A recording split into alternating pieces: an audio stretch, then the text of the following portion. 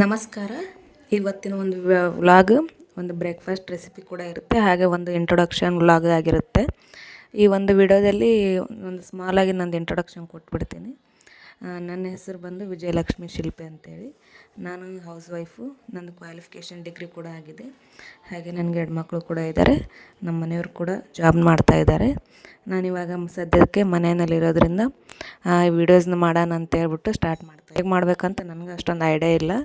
ಸ್ವಲ್ಪ ಹಿಂಜರಿಕೆಯಿಂದನೇ ವೀಡಿಯೋಸ್ನ ಮಾಡಲಿಕ್ಕೆ ಸ್ಟಾರ್ಟ್ ಮಾಡಿದ್ದೀನಿ.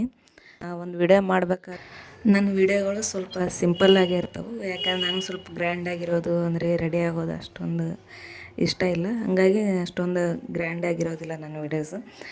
ಸಿಂಪಲ್ಲಾಗಿ ಮನೆಯಲ್ಲಿ ಹೇಗಿರ್ತೀವೋ ಅದೇ ರೀತಿ ನಾನು ವೀಡಿಯೋಸ್ನ ಮಾಡಾಕೋದು.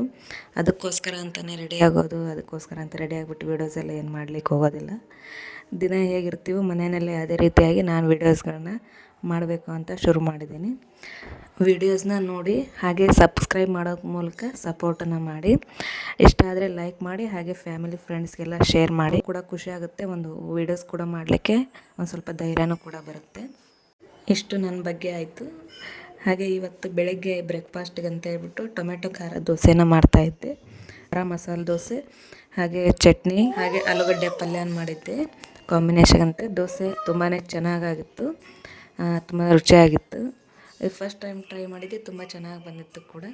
ನಿಮಗೂ ಒಂದು ಸಲ ಇಷ್ಟ ಆದರೆ ಒಂದು ಸರ್ತಿ ಟ್ರೈ ಮಾಡಿರಿ. ಹಾಗೆ ಹೇಗಿತ್ತು ಅಂತ ನನಗೆ ಕಮೆಂಟ್ ಸೆಕ್ಷನಲ್ಲಿ ತಿಳಿಸಿ. ಟೊಮೆಟೊ ಖಾರನ ಮಾಡಲಿಕ್ಕೆ ಒಂದು ಮಿಕ್ಸಿ ಜಾರ್ ತೊಗೊಂಡು ಅದಕ್ಕೆ 1-2 ಟೊಮೆಟೊನ ಕಟ್ ಮಾಡಿ ಇಟ್ಕೋಬೇಕು. ಹಾಗೆ ಒಂದು ಈರುಳ್ಳಿನ ಕಟ್ ಮಾಡ್ಕೋಬೇಕು, ಬೆಳ್ಳುಳ್ಳಿ, ಹಾಗೆ ಹಸಿ ಶುಂಠಿ, ಸ್ವಲ್ಪ ಉಪ್ಪನ್ನು ಹಾಕಿ ಮಿಕ್ಸಿ ಮಾಡಿಕೊಂಡು ಅದನ್ನು ರುಬ್ಬಿಟ್ಕೊಂಡಂಥ ಅಕ್ಕಿ ಹಿಟ್ಟಿಗೆ ಮಿಕ್ಸ್ ಮಾಡಿಕೊಂಡು ಚೆನ್ನಾಗಿ ಕಲಸಿಟ್ಕೊಂಡು ಅದಕ್ಕೆ ರುಚಿಗೆ ತಕ್ಕಷ್ಟು ಉಪ್ಪು ಹಾಗೆ ಸೋಡಾ ಪುಡಿನ ಹಾಕಿ ಮಿಕ್ಸ್ ಮಾಡಿದರೆ ದೋಸೆ ಹಿಟ್ಟು ರೆಡಿಯಾಗಿ ಹೋಗುತ್ತೆ.